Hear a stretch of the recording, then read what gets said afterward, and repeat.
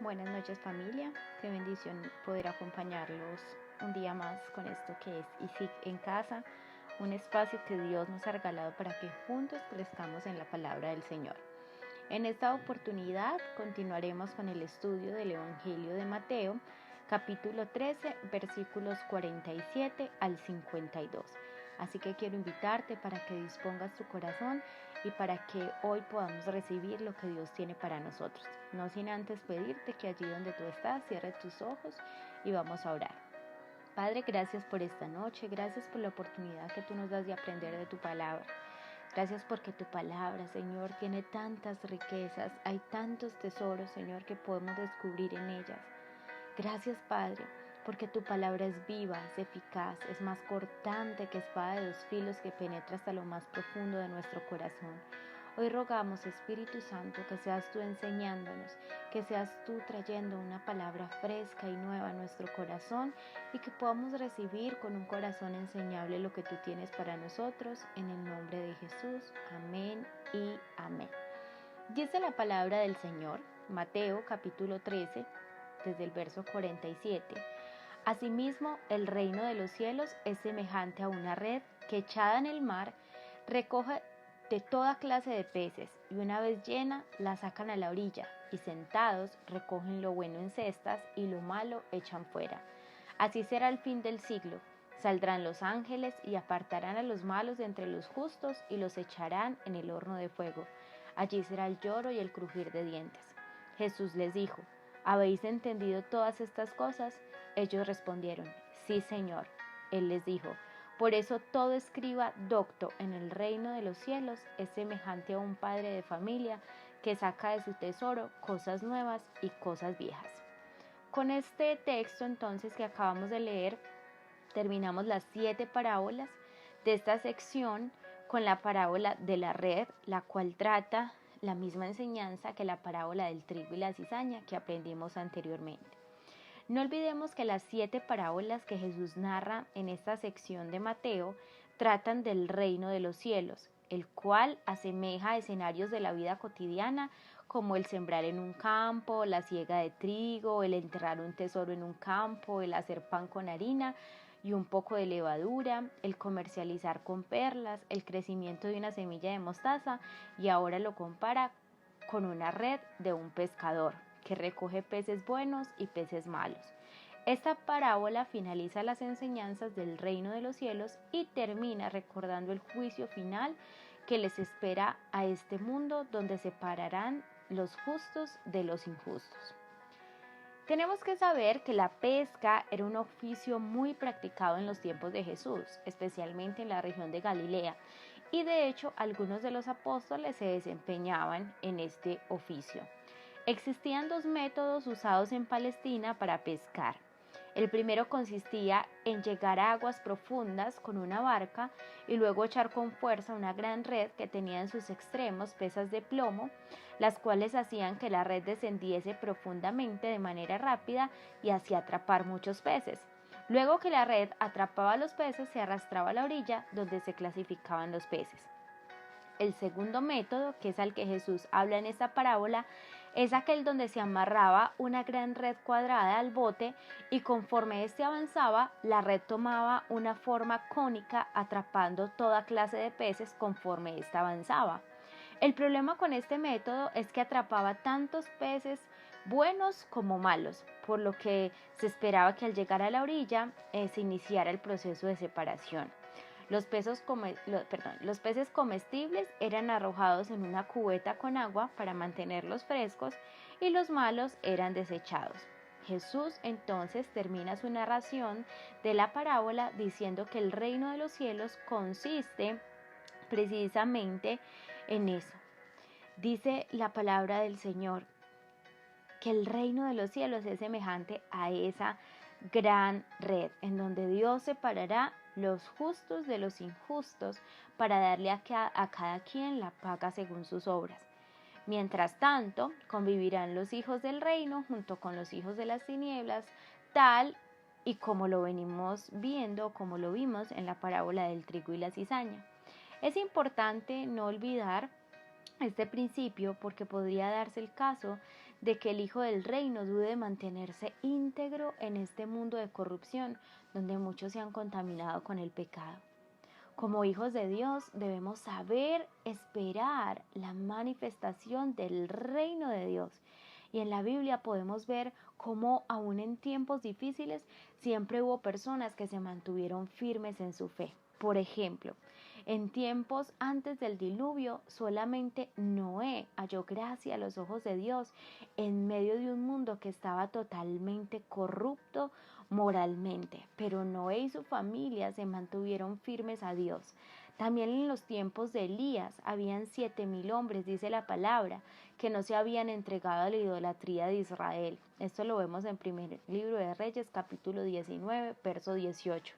También en los tiempos de la deportación, Daniel y sus 3 amigos propusieron no olvidar a su Dios y no contaminarse con el manjar del palacio. Esto lo vemos en Daniel 1:8.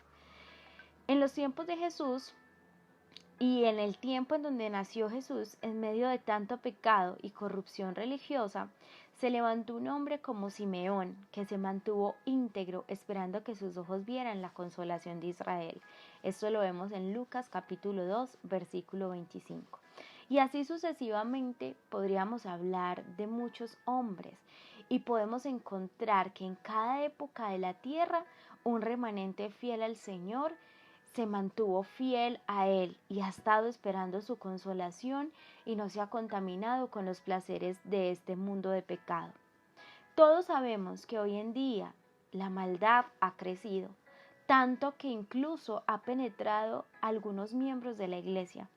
Pero cada uno de los hijos de Dios debemos mantener siempre nuestra integridad, esperando la venida de nuestro Señor, porque llegará el día en que la separación de los justos y de los injustos vendrá, y cada uno recibirá su castigo, por lo cual Apocalipsis nos exhorta a los cristianos a santificarnos cada día y a no contaminarnos con el pecado de este mundo. Apocalipsis 22 versículos 11 y 12 dice: el que es injusto sea injusto todavía, y el que es inmundo sea inmundo todavía, y el que es justo practique la justicia todavía, y el que es santo santifíquese todavía.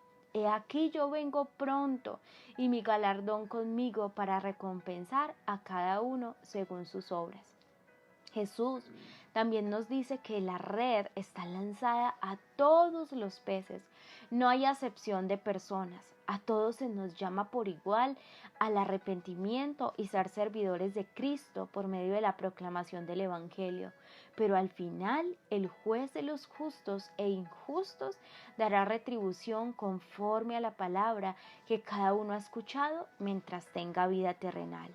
Los buenos peces son los justos que viven conforme al Evangelio de Cristo, y los malos peces son los que rechazan el Evangelio. En el versículo 51 y 52, después de haber terminado estas parábolas, Jesús les dijo a sus discípulos: ¿habéis entendido todas estas cosas? Ellos respondieron: sí, Señor. Y él les dijo: por eso todo escriba docto en el reino de los cielos es semejante a un padre de familia que saca de su tesoro cosas nuevas y cosas viejas. Con estas palabras, el Evangelio de Mateo cierra esta maravillosa sección donde nos ha presentado 7 de las parábolas que Jesús enseñó durante su ministerio, las cuales están relacionadas con las verdades espirituales referente al reino de los cielos. Nuestro Señor Jesucristo acaba de terminar enseñanzas en forma de parábolas y quiere estar seguro que sus discípulos hayan entendido el significado de las mismas, por lo que les pregunta si esto es así. También termina sus enseñanzas con un símil, donde compara a sus discípulos con un padre de familia, que teniendo tesoros viejos y nuevos, los saca para compartirlos con sus hijos, con el fin de enriquecerlos de acuerdo al buen uso que éstos le puedan dar. Con estas palabras quedará claro lo que el Señor esperaba de sus discípulos y en general de cada uno de nosotros en cuanto a la responsabilidad que tenemos de enseñar a otros la palabra de Dios como todos unos escribas diligentes. Qué hermosa palabra hoy el Señor nos regala. Qué bueno es saber que su venida se acerca. Yo quiero invitarte para que lo recuerdes. El Señor está pronto. Así que quiero invitarte para que perseveres, para que en medio de un mundo de tanta maldad, un mundo en donde dice la palabra en Mateo 24, el amor de muchos se enfriará, tú puedas seguir buscando al Señor, conociendo más de Él, buscándole más intimidad, sabiendo que su venida está cerca y que nuestro principal galardón no son las cosas que podamos tener aquí en la tierra o conseguir aquí, sino que nuestro galardón es eterno y nos espera una vida eterna con nuestro Señor. ¿Qué te parece si oramos? Padre, gracias por esta palabra. Gracias, Señor. Gracias porque tú vienes pronto. Gracias porque tu evangelio se extiende a todos. Y en este evangelio que se extiende a todos, hallarás justos e injustos. Y te pedimos, Señor, que nosotros hagamos parte de ese grupo de justos que tú estás, Señor, añorando, buscando, Señor. Ayúdanos a perseverar hasta el fin. Ayúdanos, Señor, a entender que tu venida está cerca y que el fin de los siglos, Señor, también se acerca. Queremos estar contigo eternamente. Ayúdanos a perseverar hasta el fin. Gracias por esta palabra. Gracias, Señor, porque tú eres bueno. Aguardamos tu venida, Señor. Queremos aguardar tu venida con esperanza, no con temor, sino con esperanza, Señor, porque sabemos en quién hemos creído. Ayúdanos además a compartir tu palabra a otros. Ayúdanos a que este evangelio que ha transformado nuestra vida, también, Señor, podamos llevarlo a otros, Señor, para que también sean transformados. Yo te doy gracias por esta palabra, en el nombre de Jesús. Amén. Familia, espero que esta palabra haya sido de gran bendición para tu vida. Te bendigo. Declaro para ti lo que dice el Salmo 4:8, que en paz te acostarás y asimismo dormirás, porque solo el Señor te hace vivir confiado. Un fuerte abrazo y que Dios te bendiga.